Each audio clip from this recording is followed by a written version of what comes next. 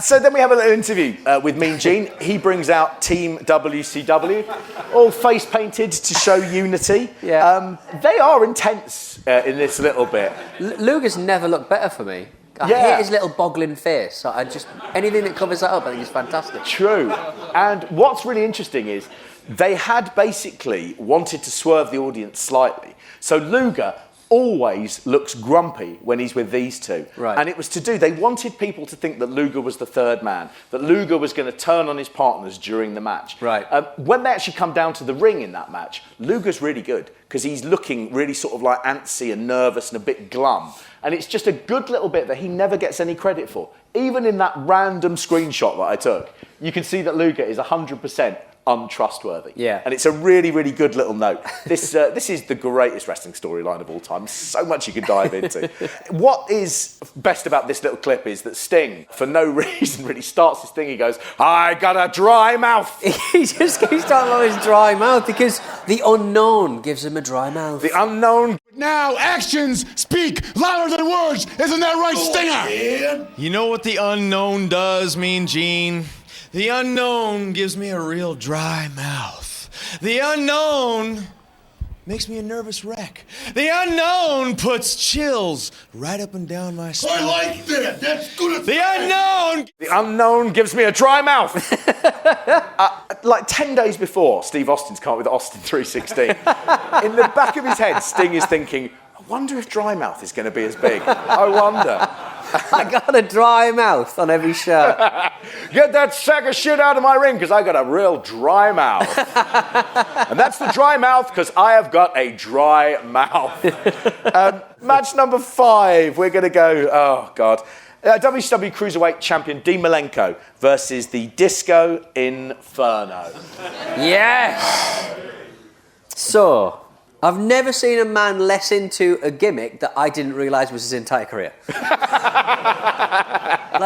like he doesn't look into it, but that was his entire career. Yeah. But he was all right. He was all right, but he was not into his gimmick, and that was his entire career. He wasn't bad. He was unlucky to be a comedy character, effectively, and a very overt gimmick. At the precise moment, the business is entirely changing. I was once in Leicester Square dressed as a gorilla giving away hard fight tickets. Right. And I was more convincing that I was into it. It is funny. WCW were obsessed with getting over a disco gimmick. They had a number of disco-themed wrestlers over the years. But this is like, you know, I think what it went back to is they went, you know what, everybody hates disco. Remember when they were burning those disco records back in 78? We get a disco guy, he's going to get heat off the wazoo. And you're talking about a long time after that. Yeah. So in the mid-90s, people didn't hate disco. Back. Yeah, completely. I worked it out, and it'd be like now if you had a big heel, and their main thing was that they were like Leona Lewis. And they were going, everyone will boo the shit out of them. You know everyone hates Leona Lewis. And he'll come out and go, keep bleed. And they'll fucking, you know, money. License to print money. There's a new tag team, the Claxons. Disco, he does annoy me. And I'm never sure whether you sort of go, the gimmick is working, if you're annoyed by it. He does his arms a lot, and it makes wrestling seem stupid. He goes, whoa, a lot, and he oversells. And He invites everyone to his disco party afterwards. He does. His disco dance party. All of that just makes my blood boil, Pete. I want to see middle-aged man Dean Malenko do methodical wrestling, win, and then leave. I don't have time for shenanigans. I think Dean Malenko wants that as well, to be fair. Yes. Disco did have quite a long career. There is some fun stuff about him which you're going to enjoy. Whether you like it or not. It is worth saying that Disco's reputation has been harmed because in recent years he has done the thing that all wrestlers hate, which is do a wrestling podcast. Right. Yeah. He works alongside Conan, and he's known for sort of having opinions that he will put out that annoy modern wrestlers. Cody Rhodes absolutely did a savage rebuttal to him, just saying, you were always a joke, you never drew a dime, you're a laughing stock, why you're telling people about this when you were nothing? I mean, so he's got this reputation really now as being a failure, which he didn't really have at the time, right. And he didn't really have until he became a podcast host. Now, Do you want to see what being a podcast host does to you, Pete? This is him. Little less of the razzle-dazzle, I imagine. This is him having been in a podcast studio for, I would estimate, 20 minutes. Looks appalling.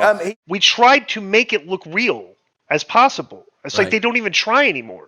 Yeah. You know, you try to hold to the principle of like, okay, I'm not really doing this for real, but I want to make it look as real as possible. Right. They're making it look as fake as possible. Right. Yeah, absolutely. You know, and then you wonder why, okay, well, there's 80% of the people or 80% less people watch it than when we did when we held to the principles of realism. He now co-owns a strip club in Las Vegas called Sapphires. So I do sort of loathe him. I think he's awful. I read a Sportster article about him. They did one of those 10 things you need to know. You don't need to know. You don't need to know anything about Disco Inferno. They did struggle to find 10 things you didn't know. Right. This is what we got to by the time we were at number 5. He seems so potent. Has no children. Too busy dancing. Yeah, Disco has no children. Hello, I'm Pete from Wrestle Me. Hello, I'm Mark from Wrestle Me. That was a nice salute. We can be found over on our Patreon, patreon.com/WrestleMe. You get weekly podcasts, a monthly fantastic newsletter that's absolutely gigantic.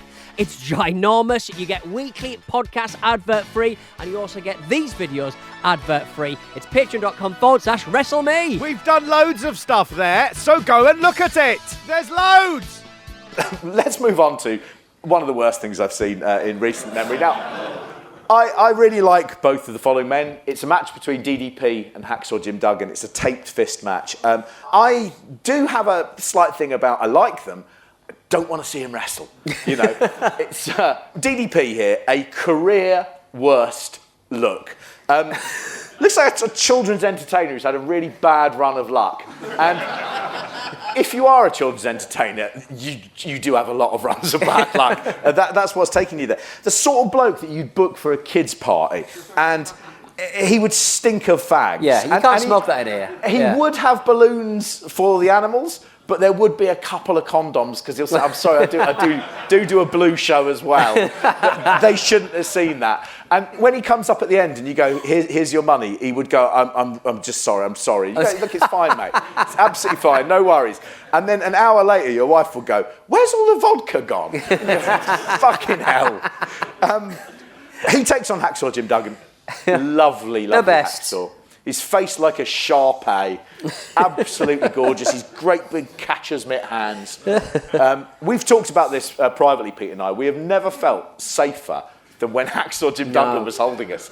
I just want to be held by him. Astonishing, man. Just the other thing is, I know he's been unwell and everything, and I watched this and I thought, I wish I could find it in myself not to hate every second of it. And I really couldn't. So in this one, he's got... Because he always wore quite big pants, like big blue pants, and they right up very high. And then it makes me sort of think, was he wearing the same size pants when we saw him? Could be. No, I think he'd been ill, so he probably had lost quite a bit. But you'd still have the same pants. You'll throw out your pants if you get skinny. You know, I wouldn't fucking know. This is a taped fist match as well. And that was one of the things that if you had in ECW, they'd take their fist. You might have a Taipei glass taped fist match. So it'd have grounds of glass stuck on this. No. Here, it is just that tape. And very quickly, Duggan has his pulled off. And there's nothing about that seems to be much worse than if you're just hit in the face. Yeah, I don't understand, especially with his mitts. Good God. 5% worse. But you've just been hit in the face. I mean, 5% worse doesn't really make much of a difference. Just do 2 punches instead of 1. There's a very eggy spot where he tries to tie Duggan's feet up with tape around the ring post, and Duggan, God bless him, it's too slack, and Duggan is having to sort of go, and I did watch this and I just thought, I might cancel this show. Don't want to have to talk about it. DDP does win with the diamond cutter. As we talked about last show, that is a move that Michael P.S. Hayes said to him. He said, I've got a great move invented for you. You've got to use that. And he would also have given it, of course, to Stone Cold a couple of weeks before. I think the best bit of this match is when DDP just puts a dirty old bandage on the camera as he comes out. It hits straight there. It's weird. Like, why'd he do that? Because he's a disgusting scuzzball.